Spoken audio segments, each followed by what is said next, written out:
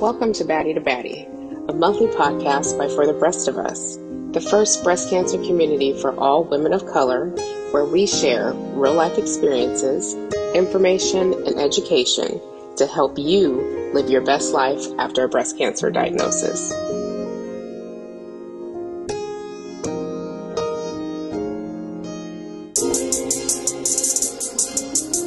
Welcome to Baddie.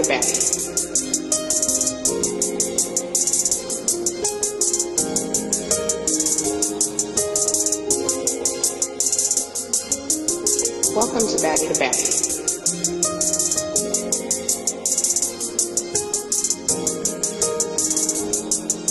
Hey Baddies, my name is Cynthia and I am a breast cancer Baddie ambassador from Houston, Texas, but I'm originally and always will be a Cali girl. I was diagnosed with stage 2 invasive ductal carcinoma in 2018, and I'm currently going through hormone therapy for the next few years. I am also a proud Bayesian woman and a member of Alpha Kappa Alpha Sorority Incorporated. Good evening, ladies. How are you? Good. Well, good. I am Cynthia, a breast cancer thriver and a proud Bayesian baddie. And I am here with my baddie ambassador sisters, Shoni and Yahira, and a few West Indian thrivers in the community. And we're so excited to chat with you tonight. June is Caribbean Heritage Month, and we want to hear from you. But we've got a large group, so let's start with some brief introductions. Shoni, why don't you kick us off? Okay, so my name is Shoni. I was diagnosed with stage 2B inductive carcinoma and DCIS in 2016. I will be a 6-year thriver coming September. Nice. Congrats. Wow. I want to call myself a Caribbean mutt because my background, my dad is from Aruba, St. Vincent from Curacao, so I'm just really all over the place, but they really do traditionally just say that most of them are Arubians, so that's where I'm from. And my mom is a Native American Indian and a Black American. Well, great. Yahira, you want to go next? Hi, I'm Yahira. Like they said, I'm a Baddie ambassador, a mother of 3 boys, a Pride Retreat founder.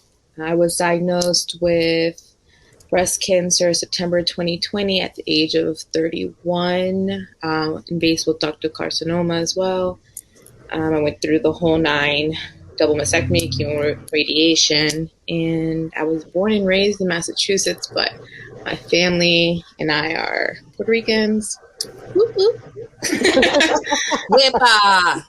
Whippa!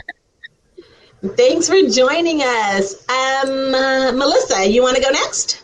Sure. My name is Melissa Ortiz, and I live in Brooklyn, New York my whole life.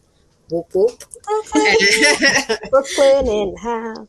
Oh, yeah, for real. And I lived all over Brooklyn. I was diagnosed with non-invasive ductal carcinoma, stage 1, last June. It's been a year. It's been a roller coaster year. And I'm Puerto Rican. My mother, both my parents are from Puerto Rico. They were both born and raised there, so I'm first generation stateside.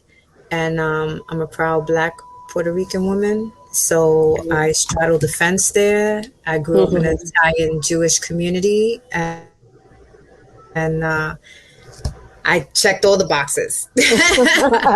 And that's it. Thank you so much. Mila, you want to go next?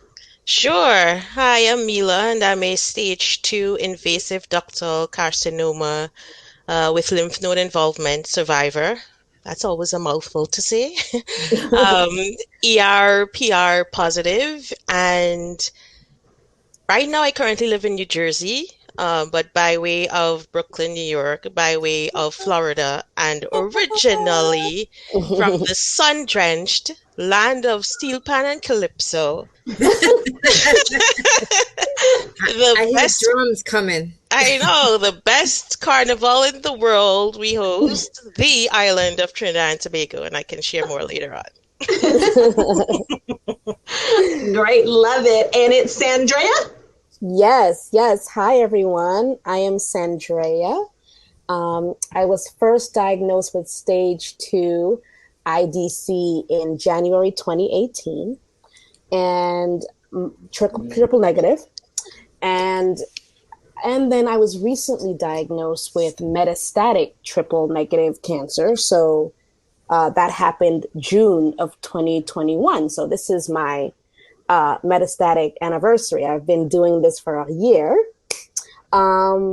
My cultural heritage, I am from the most wonderful Jamaica, West Indies. A proud Jamaican, lover of ackee and saltfish and breadfruit and sorrel and all that wonderful stuff. Say it again. Thank you. And certainly last but not least, the lady, the myth, the legend, Miss Trish. Thank you, sis. My name is Trish. Born in Brooklyn. I feel like there's a strong Brooklyn BK rep around here today. I'm first gen. My parents, my heritage, I claim, I'm proud. Haïtien, sac passé. That wasn't always the case, and we can always get into that too. But now can't nobody tell me nothing about my IET and not hear it, okay? I was initially diagnosed stage 1 IDC, hormone positive in 2016, and then post-surgery, they upstaged me to stage 3. And as a result of that, I did it all. Chemo, radiation, everything, surgeries, oophorectomies, and now I'm just navigating survivorship the best I can. You know, every day is a struggle, but also every day is a gift. And so I'm happy to be here today. I am so glad to have you all here with us. I'm so excited to have this conversation and to be here with my sisters in the community, but my West Indian sisters too. So this is exciting. I'm going to kick it off. And again, this is a casual, authentic, raw podcast. Say what you like, feel comfortable, and anybody can jump in. So I'm going to kick it off with this first question. How do you feel that, of course, your Caribbean heritage impacted your breast cancer journey? Anybody, jump on in. I mean, that's a loaded question right there, right? Yeah, I mean, where do I start? I would say, let me start by saying my Caribbean heritage, how it impacted my journey. Ooh. First and foremost, in just hearing the news and the diagnosis, I started to think about my family history. And I wanted to know more about my family history. And that unpacked a lot of issues, I would say, within myself and within my family. I still found it difficult to find out information from my parents, my grandparents, because no one really talked about chronic illness or fatal illness. So I had a lot of digging to do. I still don't think I have all the answers. My family doesn't have all the answers because they've kept things to themselves so much. And I'm now dealing with how much do I share as a result of that, right? So it's a growth process. It's an unpacking process. It's almost like it's a therapeutic process, and I'm just trying to navigate it all. But there's a lot more I could say, but I'll just start there, and anyone else can jump in. But that's the first thing that the diagnosis itself unlocked for me. The secrets, the non-sharing, and wanting to find out more about your own pathology, genealogy, and family line. Absolutely. I agree. For myself, I feel like because like I told you guys, I'm pretty much a mutt. Not in a bad way, but because my family comes from so many different places, I'm getting we don't know what anybody had over here, and we don't know what happened over here. And I said, well, then how do you know what's happening here?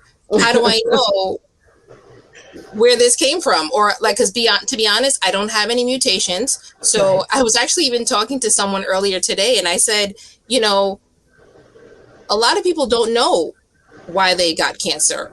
And then you think to yourself, is it something generational? Like, was it something that we culturally do, or we eat, or has gone through our family that we don't know, the products that we've used? Because this is, obviously we're all women of color that use different things in our hair. We've eaten different types of foods. It's just in our culture that we are not the same as the average white woman that is not eating the same things.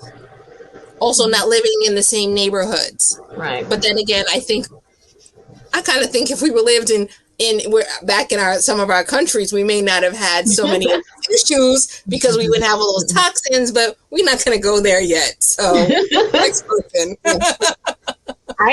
I have a mutation and I don't know where I got it from. My family's so like, my mom refuses to get herself tested. She's done like one of those like 21andMe and it like didn't show up. So, but I'm like, go to the hospital and do it. You know what I mean? It's like pushing them to do something.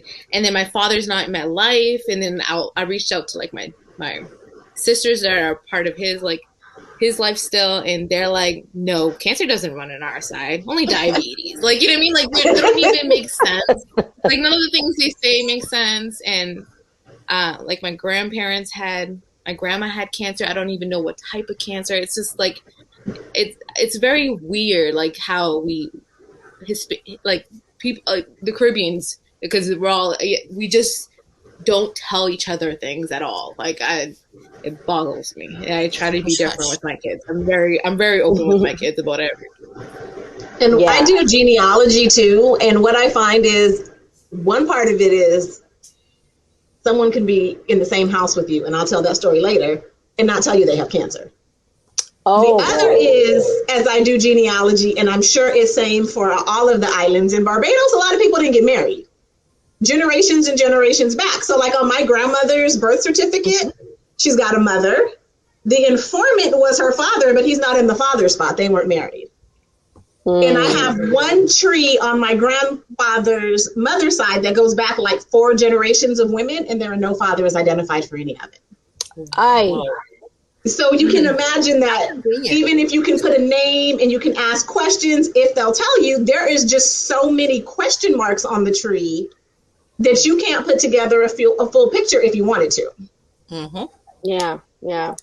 For me, I found out that, this is Andrea, I found out that I actually have a mutation on my father's side of the family, a PAL-B2 mutation. So that's where my cancer comes from my father's side. And since my diagnosis, I had a great aunt who was diagnosed first. She was the first. And then it was me. And then my aunt recently was diagnosed with cancer and went through the treatment and the whole thing. So it's strictly on my dad's side of the family. And I'm not really in contact with him very much anymore. In fact, when I got diagnosed, he told me that cancer didn't exist and that I was, if he ever had cancer, that he would never treat it because, you know, if you're going to get something, you're supposed to get it. That's the kind of dad I was dealing with. So you can see that things didn't work out too well on that front. So Sandra, you're going to laugh when I got diagnosed, right? Like my first thing was sitting down with only my most immediate family. I have my mother has 13 aunts, 13 brothers and sisters. Ooh. And then my dad is an only child. Wow. Right? And his siblings are adopted foster kids. But anyway, his response to me as soon as I told him was, well, I'm really surprised. You have my immune system. And I'm really surprised that you would get. It's like, okay, Dad, whatever that means. As if the immune system has like anything 75. to do with anything. Thank you. And he's like 75 years old and still like whistling that pipe. I'm like, all right, dude, like whatever. But my family, like, not going backwards, because backwards is too deep. Like, it's, you know, in the immediate family, you know, my mother, her mom, like, nobody really had it, right? But then after I got diagnosed, and once I did that initial closest inner circle, then I started talking to the rest of my family. And one of my cousins got diagnosed after I did, and she ended up having stage 2 and and I'm having to have a mastectomy. And then one of my other 7,500 cousins, we found out later that before I got diagnosed, she had a double mastectomy. I haven't seen her in like 20 years. And I'm like, chick, like, you wouldn't share that information with the rest of your 10,000 cousins. Like, there's so many of us, you know. And then I had a third cousin who, she has something else the matter with her. And when I reached out to her, because once me and my I don't want to say her name, but once me and my first cousin that got diagnosed found out, we thought it was important that we, you know, sound the alarm for all the other cousins, because we were all the first daughters of that generation. We were all, so we said, let's call everybody and make sure, right? Call one of the oldest daughters, and she says, well, listen, I already have so much stuff going on with me. I don't want to know whether or not I have it. The doctors already said there's something there, and I don't want to find out. She shut me off on social media. Wow. She won't answer a call. She's done. And I was like, wow. And it's because I feel like it's because I'm so outspoken about it, you know? Right. So on one end, we have the shh, and then the other end, and this is all one family, and then the other end, you know, other people are just not sharing the information. And then one other of my cousins is like me, and, you know, we're talking about it. And her siblings shut her off, her immediate. So it's just weird how it happens. Is it cultural? Is it, I don't know, because we all come from the same side of the family, so we just all having different experiences. So who knows? Like I said, my mother's the same way. She's very shut down. She gets really she's also very the doctor said this, so I'm fine. Like, instead of pushing the doctor, you know what I mean? Right. And I feel like in culture we do that. Like, we just content with whatever the doctor says. Like, oh, you know what? It's your weight. That's what doctors love to use. It's just your weight. And you're like, no, wait, you gotta go check it. And my mom's just like, no, the doctor said this. And then I've learned to do that myself. It wasn't until I was diagnosed that I was like, hold on, I gotta start pushing the doctor back. Because I've been going to this doctor with my mom for years, letting him slide with so many things, because that's what we do, you know? And then it's a male doctor, right? Yep. Like, how many, you know, what are the chances that we even get to experience a female doctor in the room? Not to say that it's not likely, but let alone, you know, a Black female doctor or a Puerto Rican female doctor, you know, somebody that really looks like us, that really can relate and understand what we're saying and exactly where we're coming from.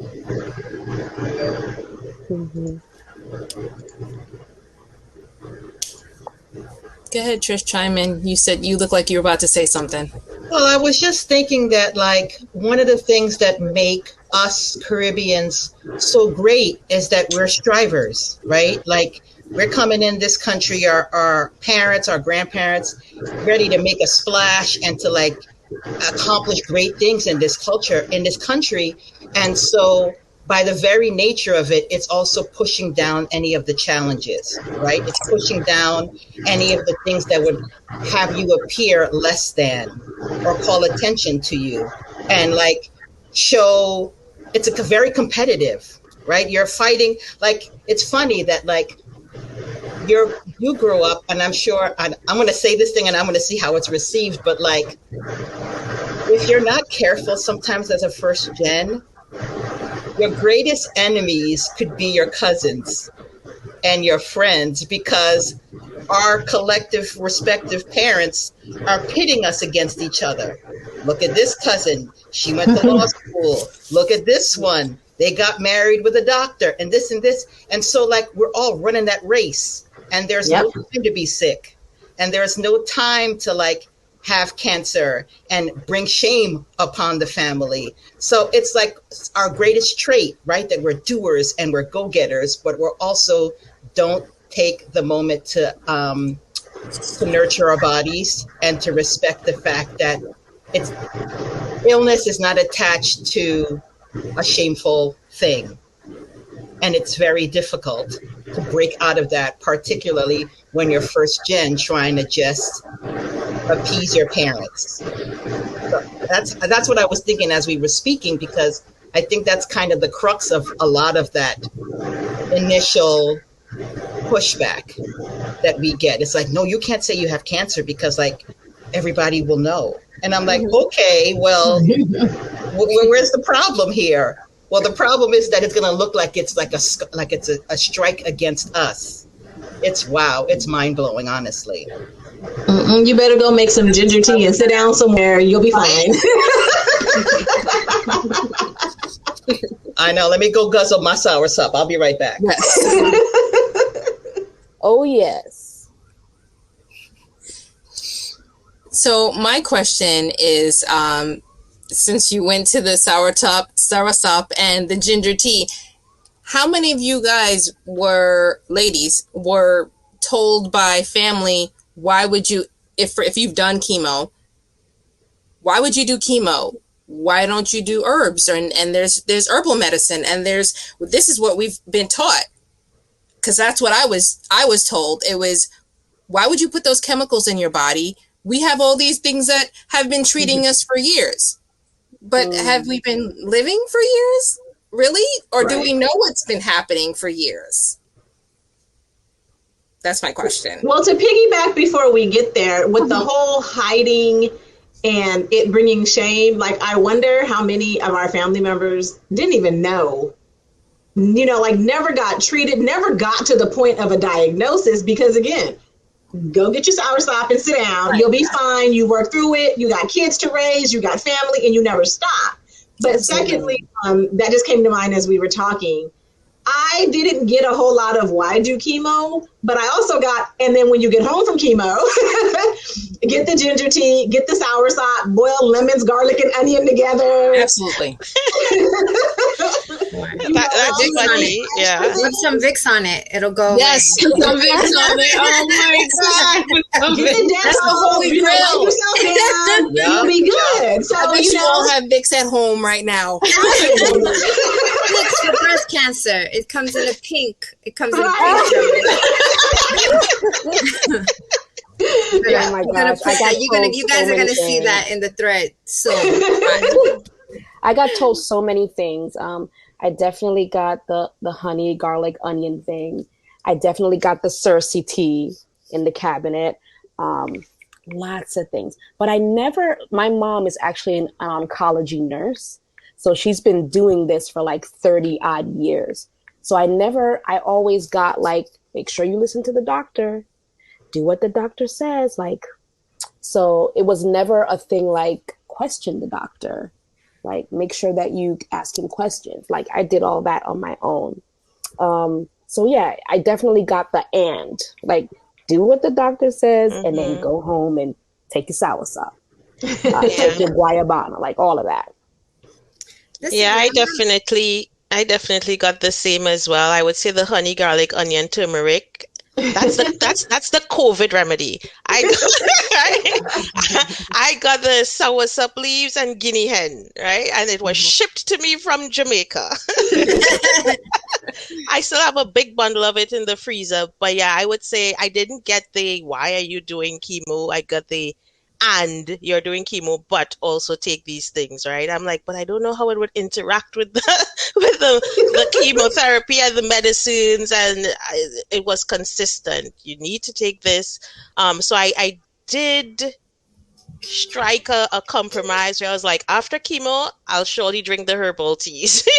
So that's what I did. Oh, I definitely got the why are you doing chemo? Like for my family, they were all like, "You're gonna be super skinny. You're gonna be so sick. Like, what are you doing? You definitely should look into something else. Go find another doctor."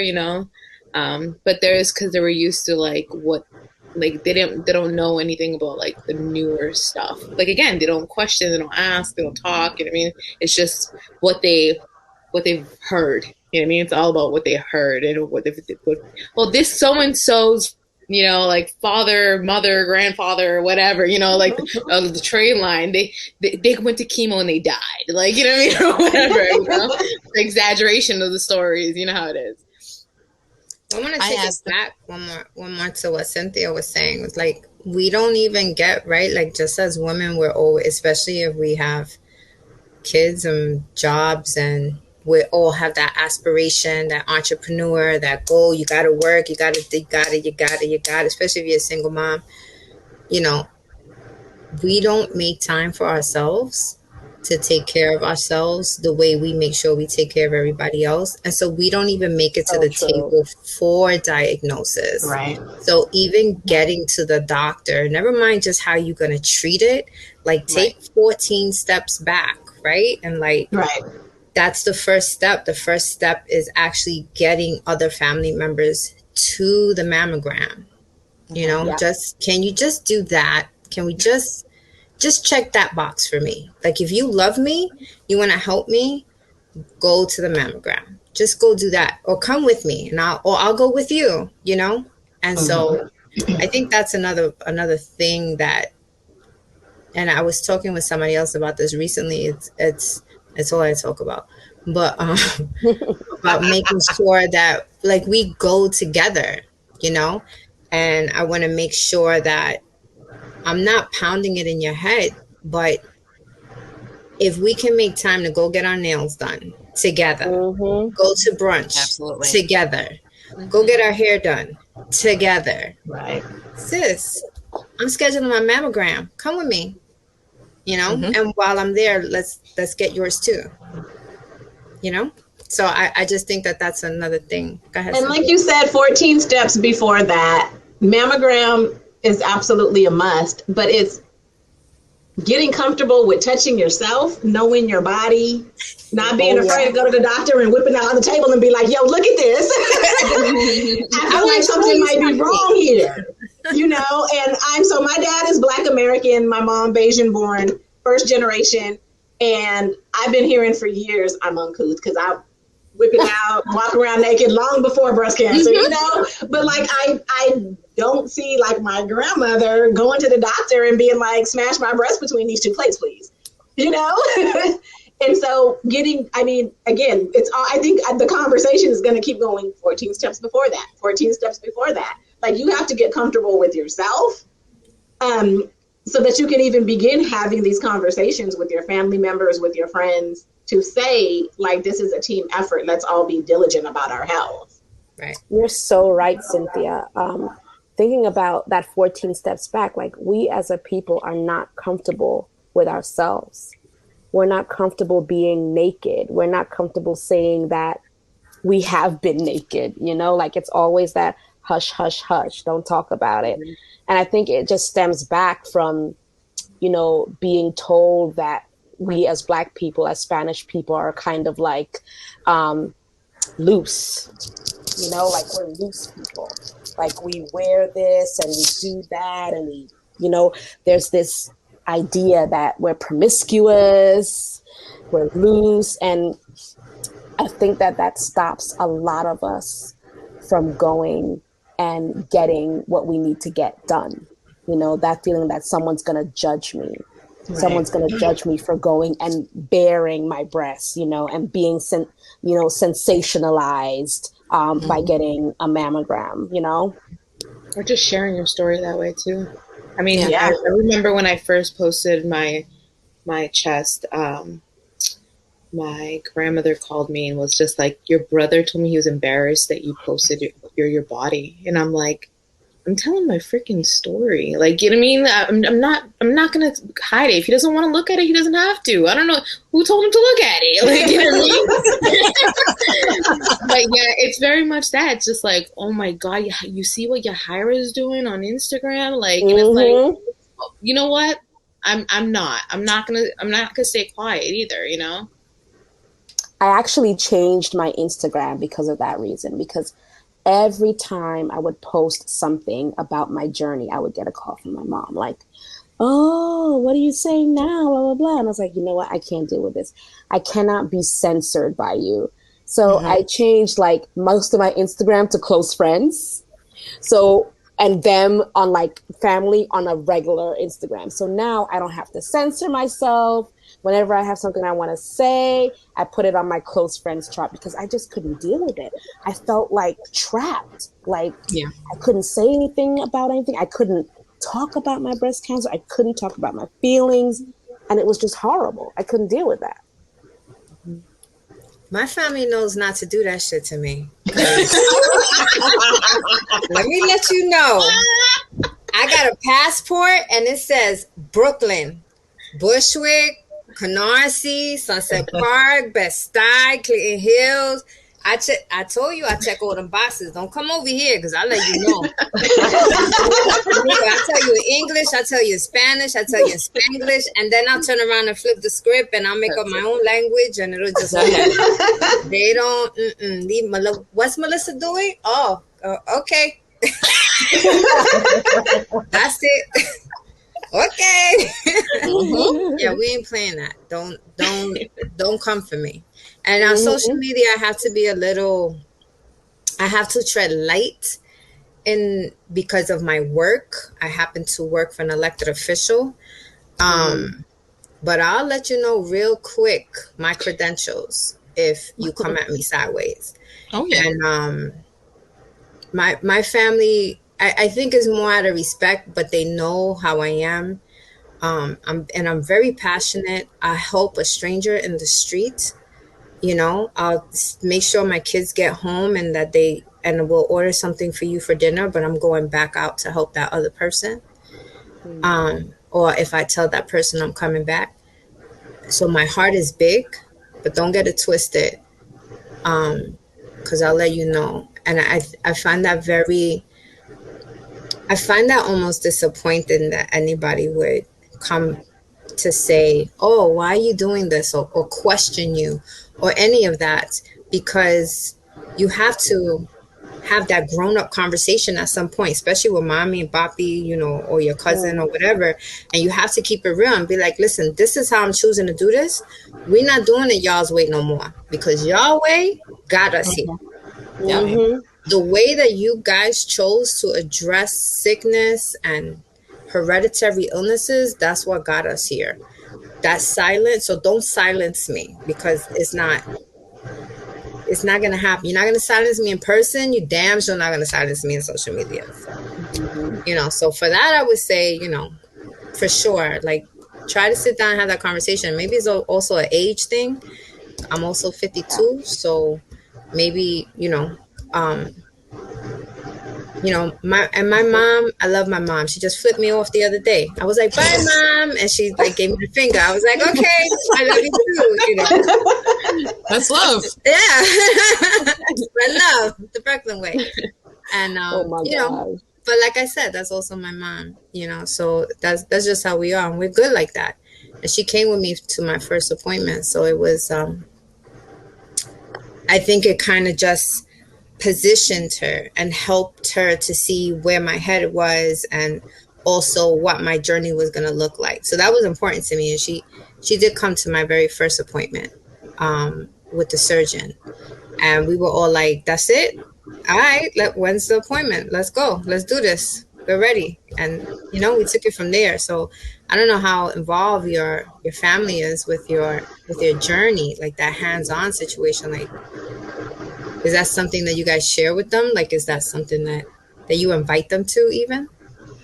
So for me, my first appointment was the first appointment I ever remember going to the doctor with both my mom and dad. So that was really cool. And I moved to Houston. My mom followed, and my dad is back here as kind of his hometown since the first time since he left after college. So they were right by my side, going to doctor's appointments. Mom did not go to chemo with me, but she'd be the first one to have a meal ready for me at home. You know, she got to make some homemade soup. And so it's funny for, you know, in some ways, West Indian women will tell you any and everything. No hesitation. But they want to shut you down, but you can't shut them down. So it's You're so right. You're so for right. people who you can't tell them what to do, they will tell you what to do. Exactly. And so my family was right here by my side, and I'm forever grateful for that. For me, it was a little difficult because there was a little bit of tension, I guess. One, because my dad married an American, so to them it was weird already that you've got this American mother and we're Caribbean over here and we do things one way. And my mom was this person that was like, I think I was 8 or 9 talking about all my parts. I knew what they were called. I would not be calling them, you know, all these other names that you can think of. Mind you, she made up some funny little names for our body parts, but I knew these were my breasts, that's my vagina. I knew that's what they were called. However, you know, some kids are taught, you know, it's your hoo-ha and your susu and all other things like that. But I didn't have my mom around when I was diagnosed.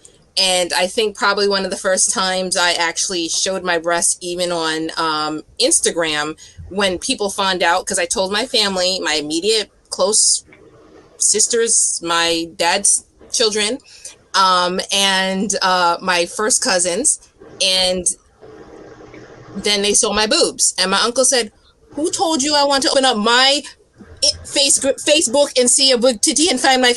I'm like, listen, man, this is, you know who I am. You don't like to see them, then stop following my page, block me off. And then he was like, you know what? I do know who you are. So after that, he was like, what else y'all doing? What are you, what else? Do you need me to donate to something? Where are you going? What are you walking for? Like, that's the kind of person he became after that. My dad still is very awkward when it comes to stuff like that, because obviously seeing your daughter's tatas on Instagram and wherever else, which he probably doesn't even know how to get on, which my uncle does, but regardless. Look what your daughter doing. Right? You know it. You know, and that's what the funny thing is. They all passed it around. It was like, you're like, screenshot. There you go. It was like, that's you? I said, it sure is. And then when we did the when you see us, they were like, that's you sitting right up in the front with your titties right on out. Everyone else is covered up except for yours. And I was like, you sure right? And I'm okay with it. I said, and you got to be okay with it too, because this is part of me. And I said, I'm not going to be ashamed of what, has happened to me.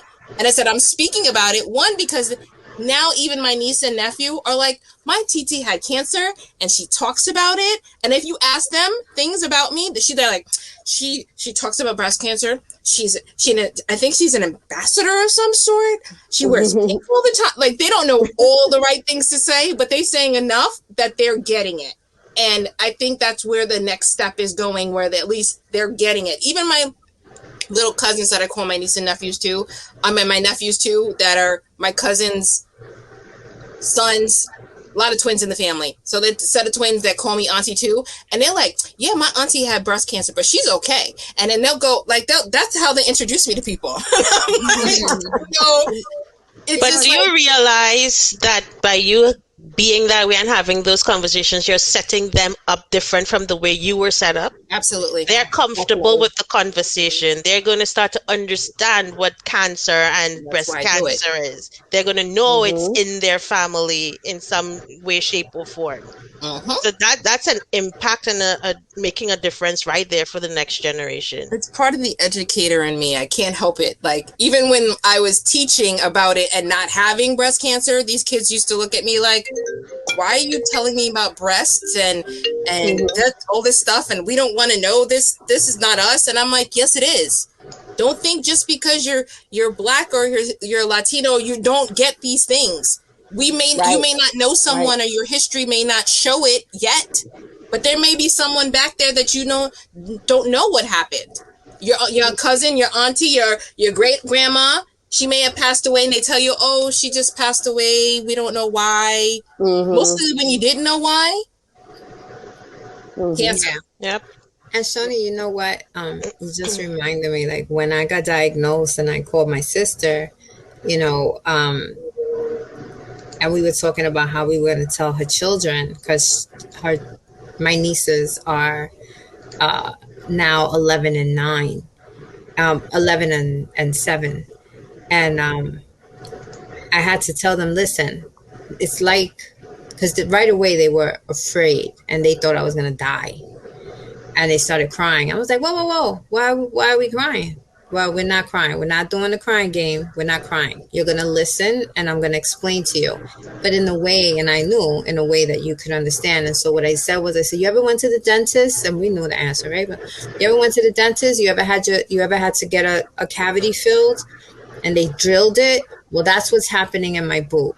I have a cavity in my boob, and the dentist is going to come and they're going to drill it and they're going to take out the cavity, and then they're going to close it up and they're going to pack it up and they're going to close it up. And then Didi has to be on medicine, for a long time after that. But then I got to keep going back and make sure that the cavity doesn't come back. So I have to take care of myself. I have to eat right. I have to be healthy. And so now that's what you got to do too, And so the same way you take care of your teeth, you got to take care of your body, because you could get a cavity, And so then they got it. And then they were like, oh, so you're going to be okay? And I was like, for now, yeah, as long as I keep taking care of myself. And then they got it, So it's not just like telling them, it's telling them in a way that eases them, yes. And levels them out. And that was and boy, man, I wasn't even ready with that when they started crying out, but that came out of my ass, and I was just like, how do I say it in a way that they can get it? But that was it, and it worked. And they were just like, okay, bye, because we did a video thing. They were like, bye, and that was it. Finished. Listen, you're like reminding me of all my aunts. I feel like Caribbean people are just great storytellers. Like, we're just great storytellers. Like, I don't know. So sorry. I get those auntie vibes. I get those Titi Melissa vibes. You do. Yes. Totally. But yeah, that was a thing. Outside of kids, so far it's just been trying to keep folks abreast what's going on and let them know.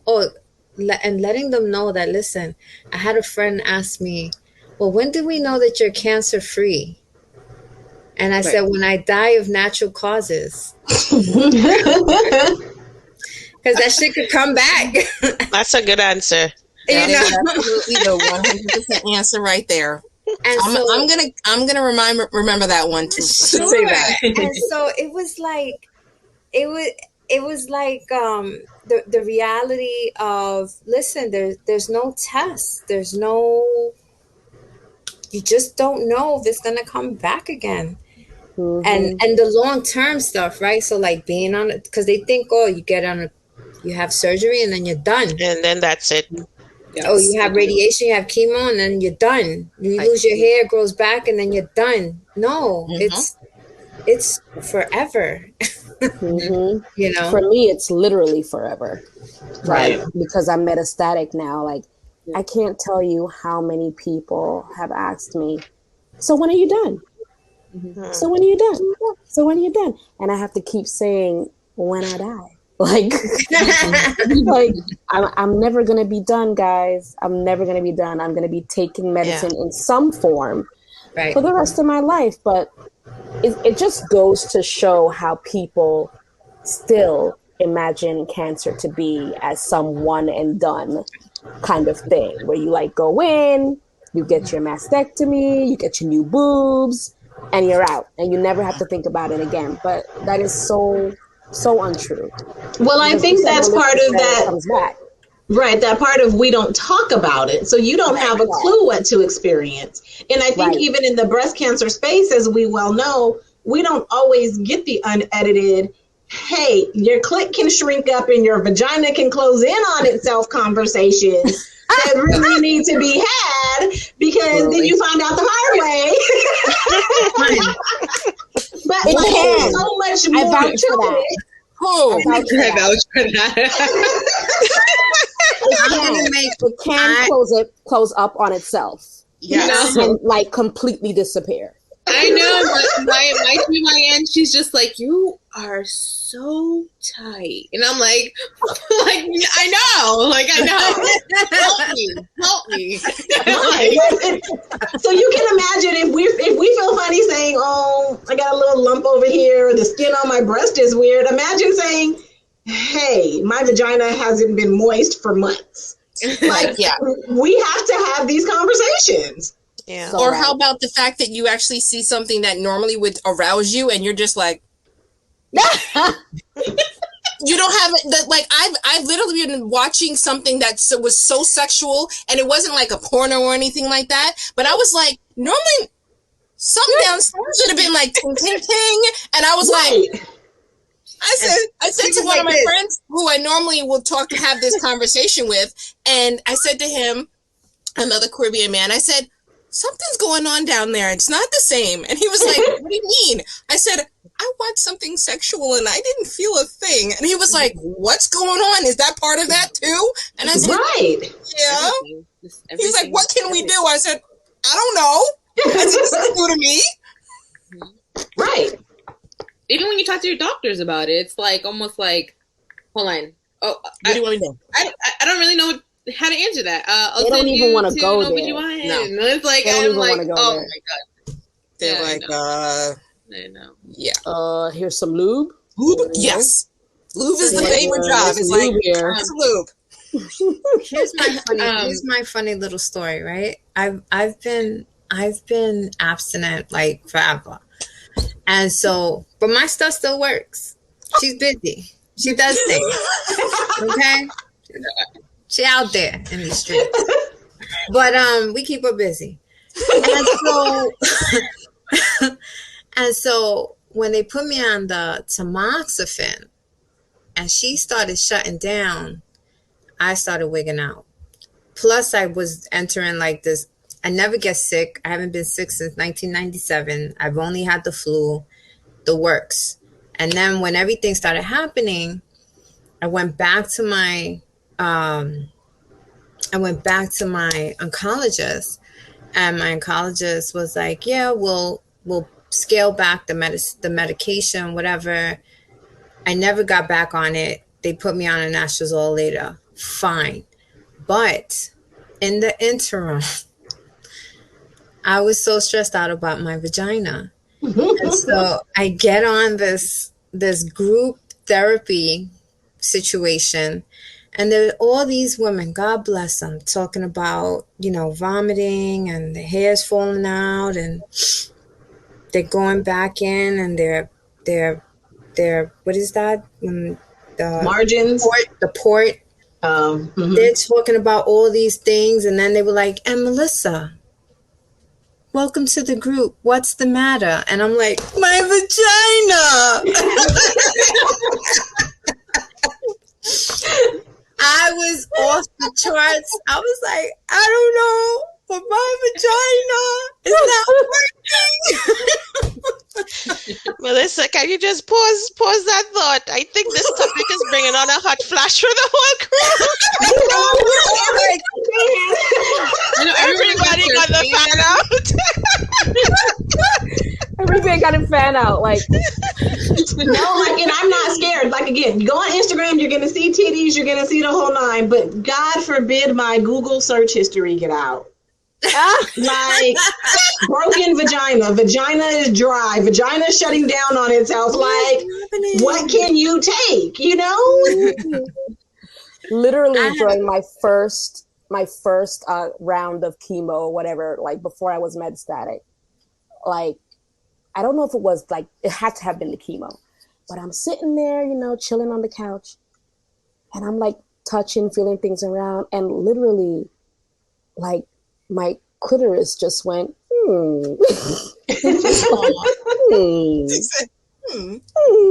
Like, it was just so sad.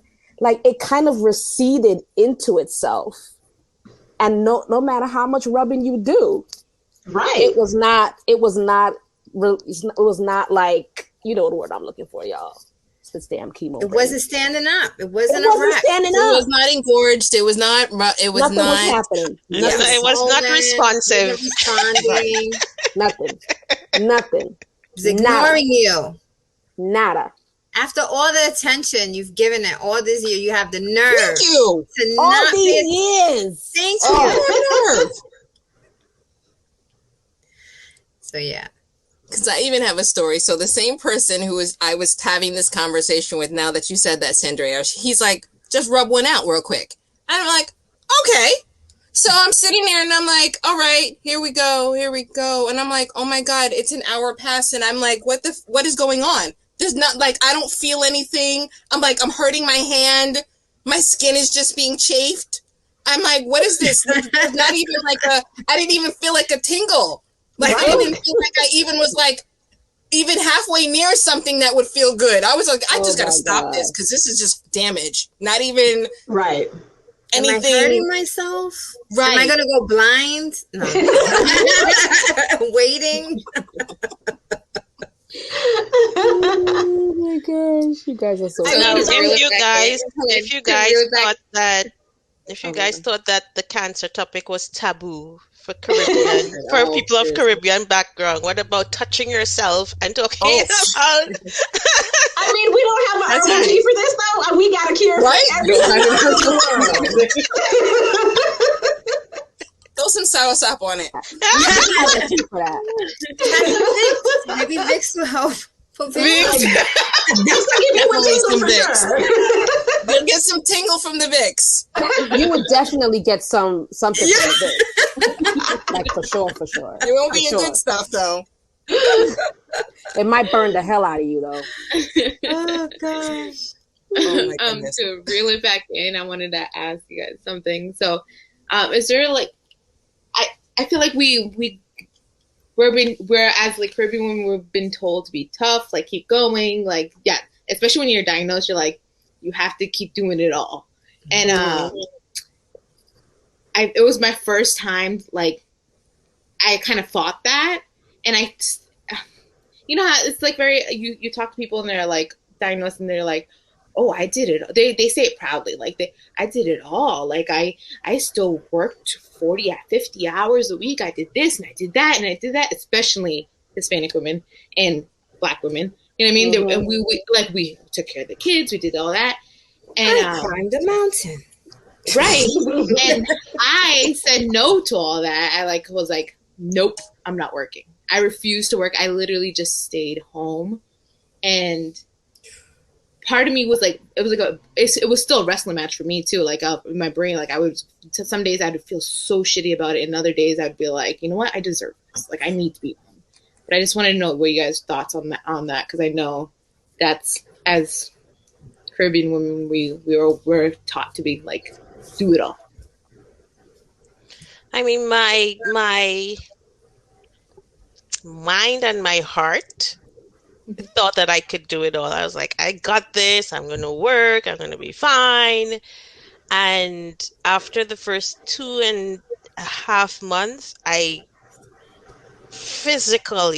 couldn't do it. Right. And this was when I started chemotherapy. And I was like, what the heck was I thinking? I literally had to give in and succumb to what was being, the treatment. And after the physical, me losing the physical battle, then I had to deal with the mental side of it and the emotional side of it. So eventually I just gave in wholeheartedly to the treatment and to the experience of going through cancer. And allowing myself to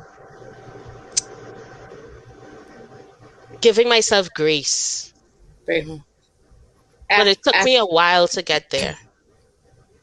After you after you were done with your active treatment, did you go straight back to work and stuff like that? Like fast, or did it take you time?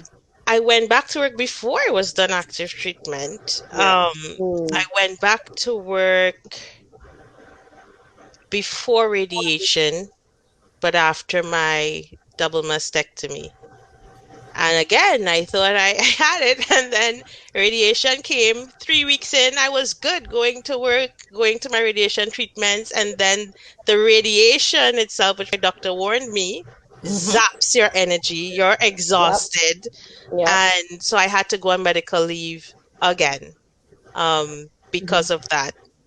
But I think you did the right thing, Yahira. It was just me fighting my own battle around, again, that stereotypical, But I mean, some people yeah.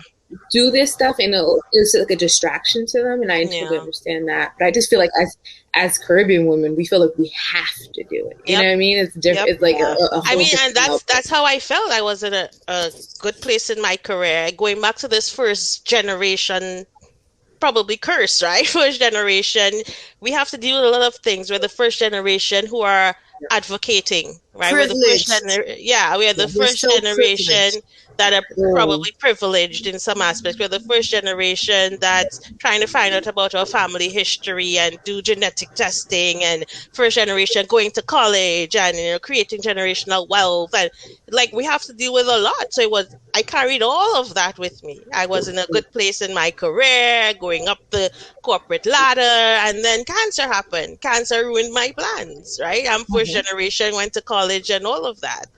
So all of that burden was on me. Like, this is not going to stop me now. I have to keep going. How do you deal with that, Sandra? Oh my gosh. Yeah. Well, I still was doing mommy duties when I had chemo the first time around. Wholeheartedly doing it, but it's kind of what I needed to keep going. People always tell you, what's your thing? What keeps you going during treatment? And for me, it was like being a mom and taking care of my kids. This time around, now that I'm metastatic and I'm going to some kind of treatment, twice a week, 2 weeks on, 1 week off, and I'll be doing it forever. This time I have learned to ask for help and to not be ashamed of having to say to my husband, I got to take a nap.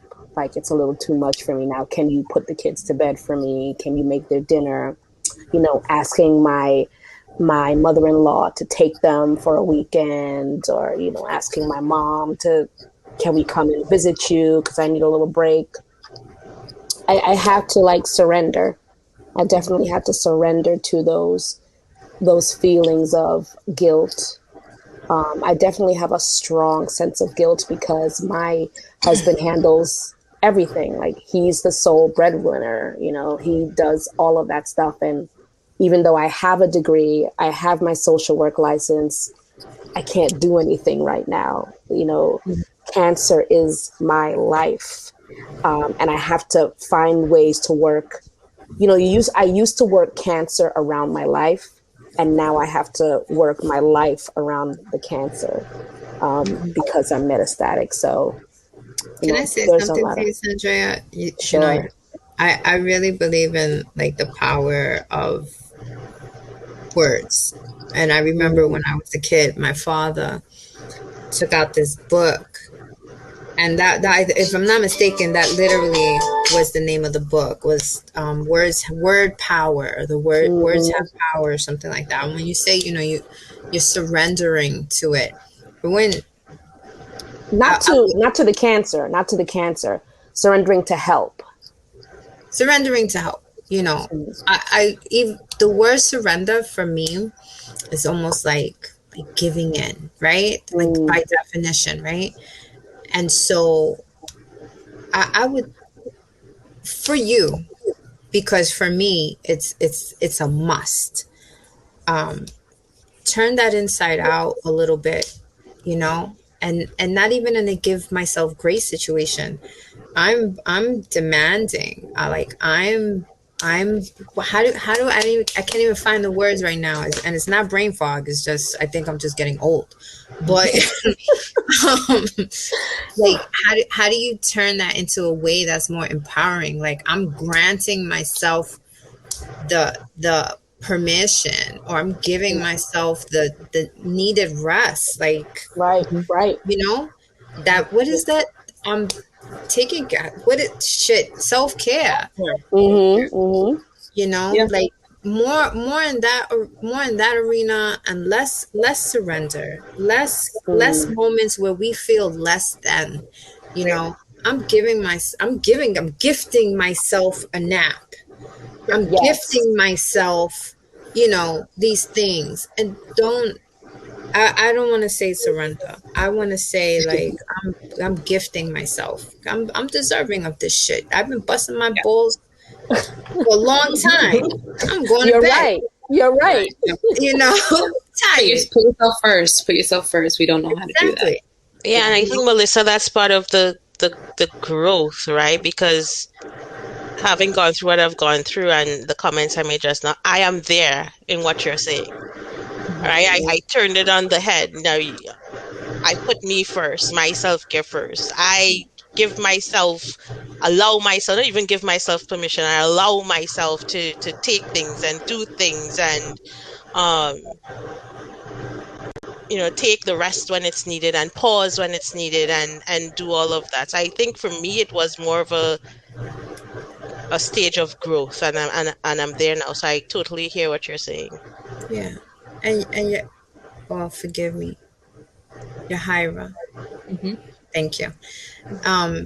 Just back to your thing about like how did this impact you, like work wise, or like after being that bionic woman doing it all, Wonder Woman type situation.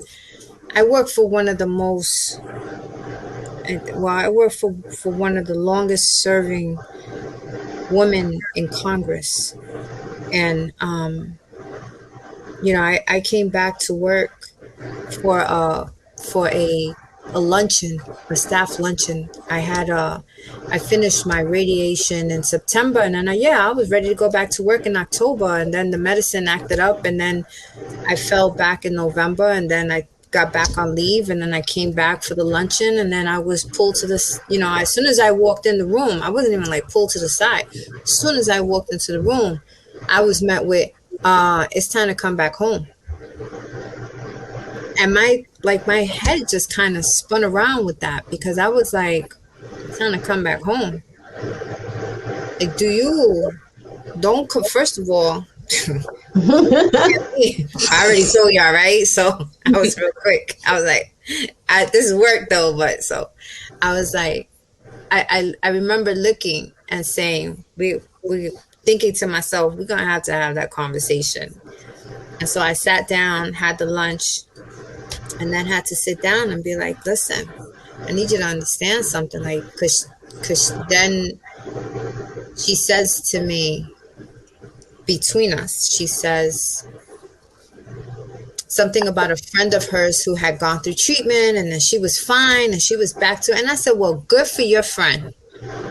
Good. That's great. That's not happening here. I'm on medication and it's fucking with me. And it's not okay. And I'm not okay. And I'm not coming back, And it had to be that real conversation. Like, I don't know that you realize the magnitude of what I'm dealing with here. I didn't have a cavity. I didn't just go to the doctor, and have my appendix removed. And I'm on this is a long-term situation. And so it was a reality check for other people, including myself. But it was a reality check about how much I have been working at 300%, and what a blessing it was to kind of fall back into, this is what everybody else is doing, like day to day. Like, this is what y'all think is 100. I could do this with my eyes closed. It was great. I was loving it. But But now it's very different, like coming back into the work arena and juggling all the stuff that we tend to juggle and just saying, yeah, no, I ain't doing that. I clocked out already. It's not happening. And telling people no. And another thing that I started doing was, listen, if I can't say yes to myself 3 times first, I always have to say no to you. I have to say yes to when you come and you ask me for something, if I can't say yes to myself 3 times first, the answer is no. If I don't have time for myself, that's my new fix it. Me first. 3 times, then you. So that's my answer.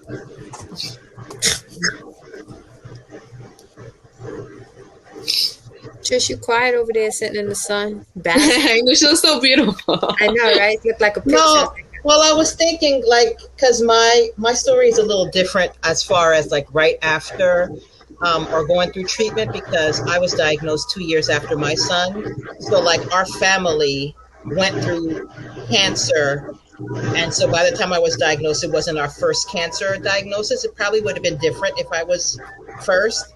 But I will say, building on what y'all were talking about, was post-active treatment, this embracing rest and embracing prioritizing myself and my joy and stuff. It's definitely going against how I've been raised in my DNA. Like, I probably for the first couple years of my life until I was 20 thought my first name was Leve, because like my mom would tell all us kids, Leve, Leve, Leve, Leve, Leve, Leve, Leve, Leve, Leve. That means like get up, get up, get up, get up, get the day started. Like, I'm 8. Wow. Get up at 7 a.m. on Saturday, but it's like you got so many hours a day. We have to be productive. Like, life is about productivity, right? So it's like live, live, live, live, live, live, live, live.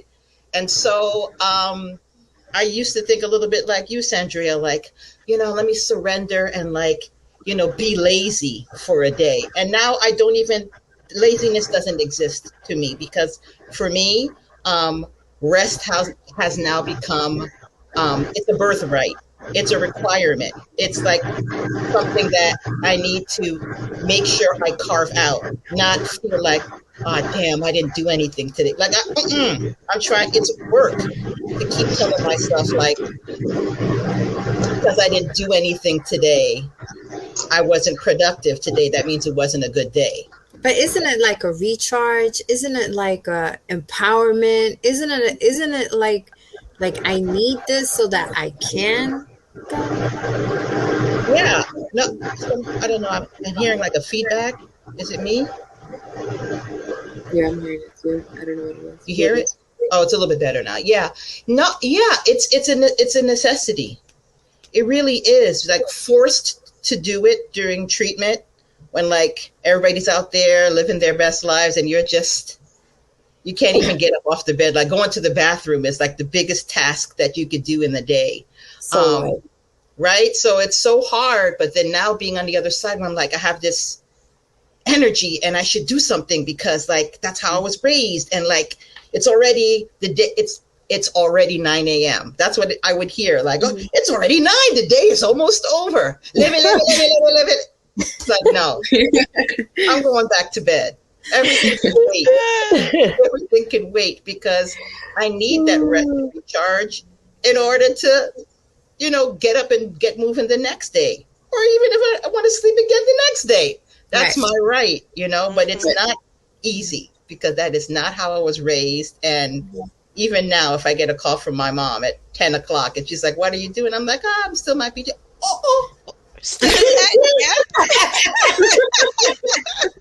And she'll say, and I'll translate after, she'll be like,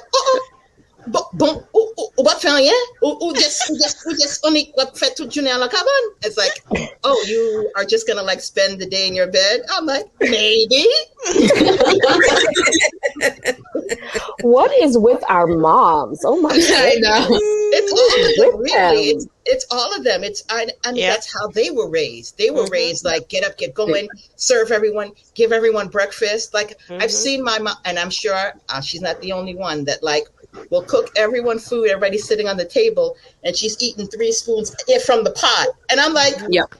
why don't you come sit on the table? No, no, I'm good over here. It's like, so we grew up with that, like eating Right. the pot while everyone else is sitting comfortably. And I'm trying really hard to not let that be my legacy, right? I don't want to continue in that pattern of like putting myself last. Yeah. But it ain't easy. It ain't. I mean, your Summer George thing, that's you keeping busy. I love that so much because I do this. I mean, I try to do this. That's what we need to do. We need to, it shouldn't have taken a life like trauma. It shouldn't have taken this crisis of life for us to have our come to Jesus moment.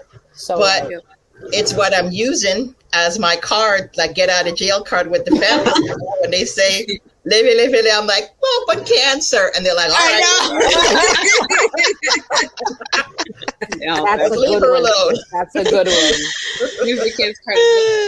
Definitely playing the cancer card. Never mind. I don't use the cancer card too much with the public. I use it for my family and for my culture. So I can. Yeah, that is the one thing my mother understands. You know, I'm having a horrible pain day, Mom. Oh, sky's the limit. What do you want? Yep. Absolutely. Well, ladies, this has been an amazing conversation. I have a few requests from each of you. And so 1, what is your favorite Caribbean food? 2, what are your closing words? I'm going to put it in the chat because we all got the chemo brain. And 3, where on the socials can our guests find you if they want to follow you and hear more from you? And Yahira, you can go first.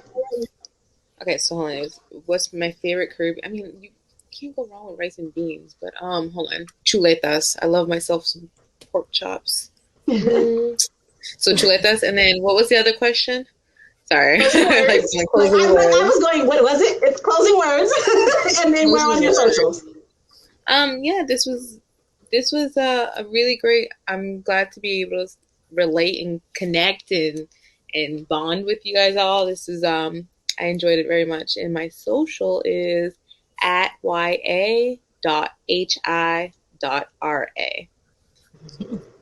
on Instagram. Great. Anybody can go next. I'll go.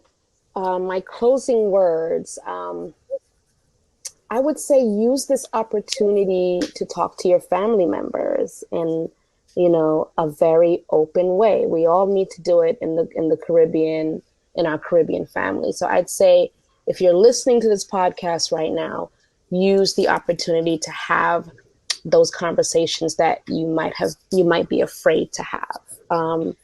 My favorite Caribbean food, hands down, has got to be oxtail and rice and peas. I love me some oxtail. I love me some rice and peas. And my social media, you can find me at ThriverGal. That's at ThriverGal. And I look forward to seeing you on there.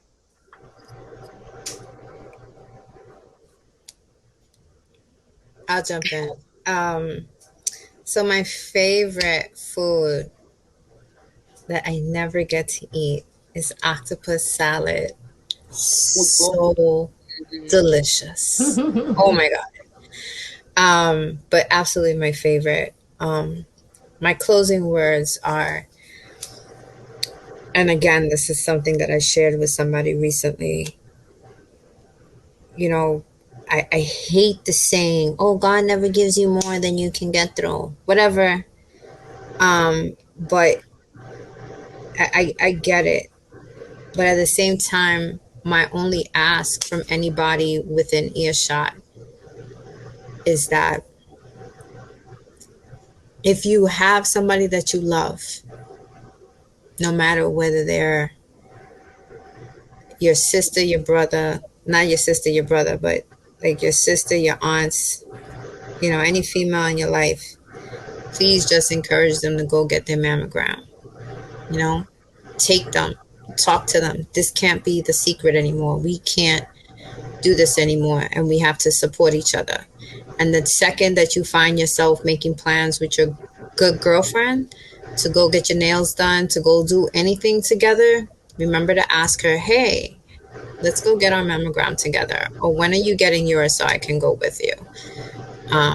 because I think that a lot of times the biggest leap is getting over that fear, and if we can have somebody there to hold our hand through it, then we're halfway there.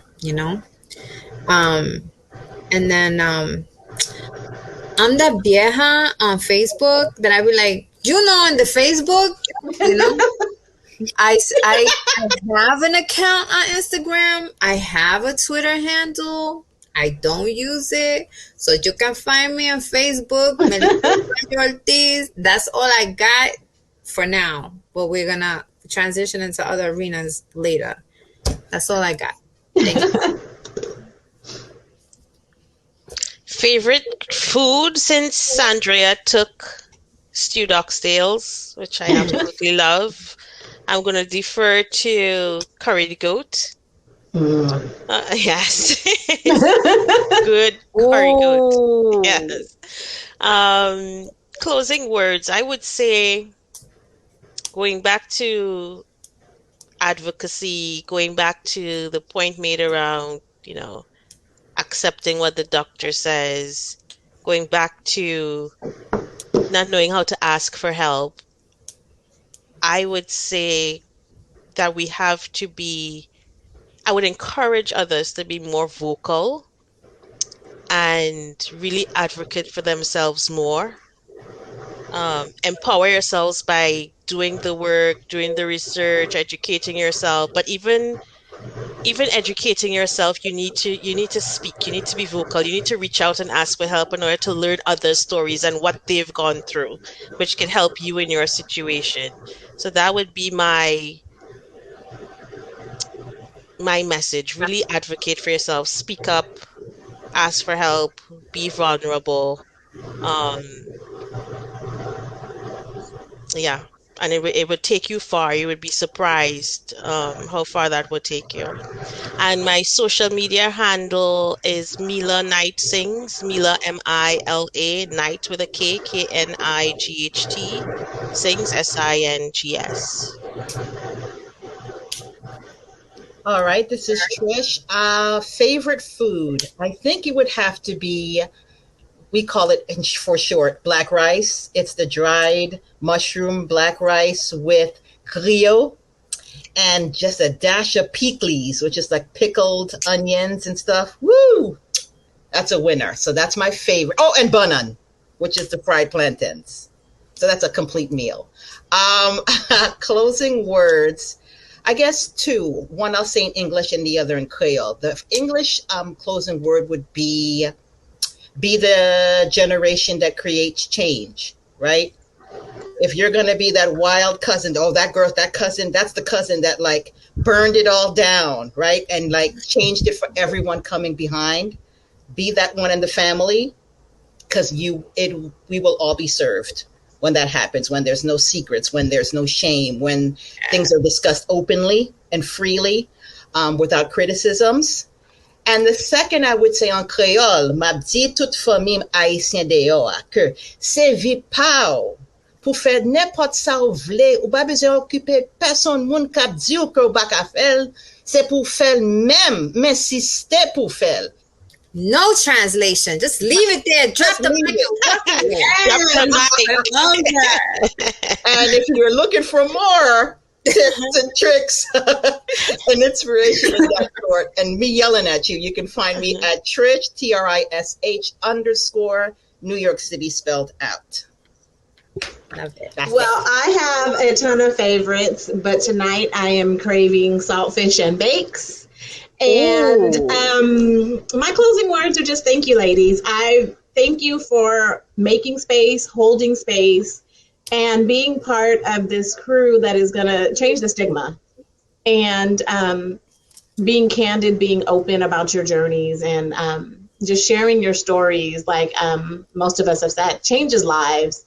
And I'm eager to see that change happen. And I'm happy to be a part of it with you all. I can be found on Instagram at Sincerity, CYNSERITY. And that's going to close out our show. We thank you for listening and for tuning in tonight. Subscribe to Baddie wherever you listen to your podcast, Apple, Spotify, Google, all of them. We're there. And of course, you can always check for us at breastofus.com and on Instagram at forthebreastofus. And so it has been a wonderful evening. And once again, thank you, ladies. And that closes us out. This is another Baddie creation brought to you by For the Breast of Us. Don't forget to subscribe to Baddie wherever you get your podcasts. And follow us on Facebook and Instagram at For the Breast of Us, on Twitter at The Breast of Us, and check us out online at breastofus.com. Thanks for listening.